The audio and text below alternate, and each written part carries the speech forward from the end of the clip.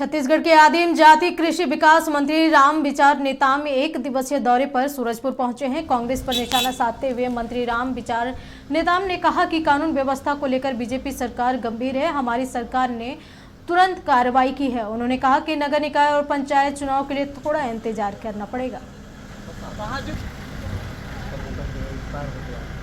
हमारी सरकार पूरी गंभीरता से इसमें कार्रवाई की है और जो भी कहीं भी किसी भी स्तर में अगर कोई चूक करता है तो उस पर जो है कठोर कार्रवाई उसके ऊपर जी। नगरीय निकाय चुनाव को लेकर लोगों में समझ कब तक चुनाव होने सरकार की क्या मनसा, चुनाव सही समय पे होगी या फिर आगे एक साथ चुनाव कराने का? अब देखिए इंतजार करिए, जैसा भी होगा बहुत जल्द जो है आ जाएगा।